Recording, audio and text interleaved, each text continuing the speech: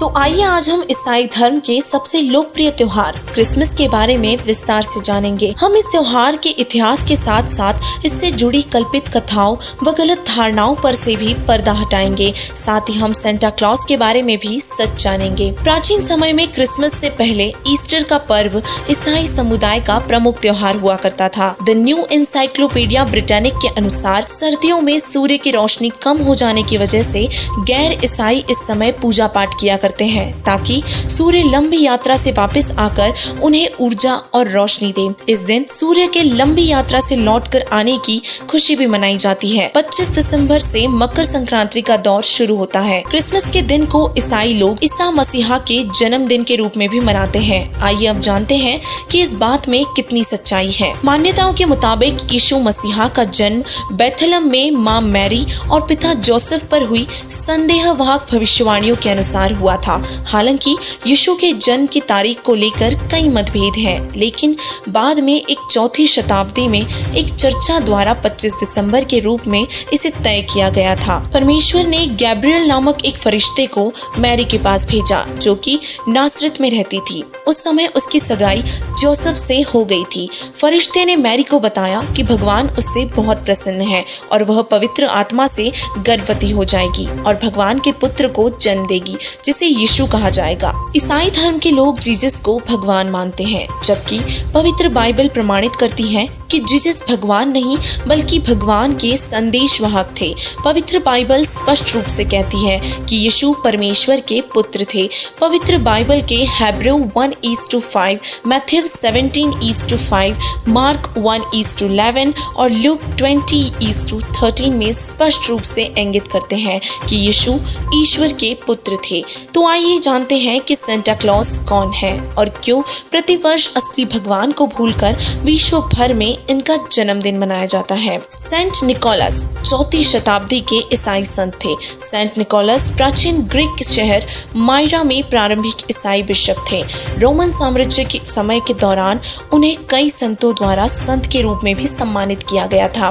कई चमत्कारों के कारण उन्हें निकोलस द वंडर वर्कर के रूप में भी जाना जाने लगा था। सेंट निकोलस नाविकों, व्यापारियों, तीरंदाजों, पश्चाताप करने वाले चोरों, बच्चों, ब्रिवर, पनडुब्बियों और विभिन्न शहरों और देशों के छात्रों के संरक्षक थे।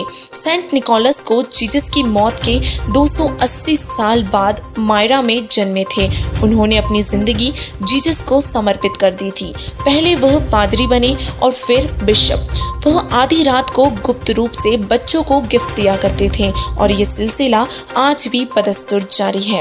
यही कारण है कि खासकर बच्चों को सेंटा का इंतजार रहता है। सेंट निकोलस के गुप्त उपहार देने की आदत ने सेंटा क्लॉज के काल्पनिक मॉडल को जन्म दिया, लेकिन एक सर्वे के मुताबिक ये भी साफ हो चुका है कि 8 वर्ष का होने पर बच्चों को सेंटा के अस्तित्व पर से भरोसा उठ जाता है और उन्हें समझ आ जाता है कि यह केवल काल्पनिक व्यक्तित्व है। उपरोक्त विवरण से भक्त समाज निर्णय कर सकता है कि जिस परमात्मा और संत की हमें तलाश है वह जीसस और सेंटा क्लॉज नहीं है। ये दोनों संत या यूं कहे कि नेक व्यक्ति थे, परंतु पूर्ण परमात्मा के अवतार संत नहीं थे। यह दोनों समय और काल के अधीन थे। पूर्ण परमात्मा कबीर साहिब जी हैं, जो कि सभी मनुष्यों के पिता हैं, जो सद्भक्ति देकर सदग्रंथों द्वारा अपने बारे में पूर्ण जानकारी देते हैं और मनुष्यों को जन्म और मृत्यु के रोग से सदा के लिए मुक्त कर देते हैं। हजरत ईसा जी को पूर्ण परमात्मा कबीर साहिब जी सतलोक से आकर मिले तथा उन्हें एक परमेश्वर का मार्ग समझाया। इसके बाद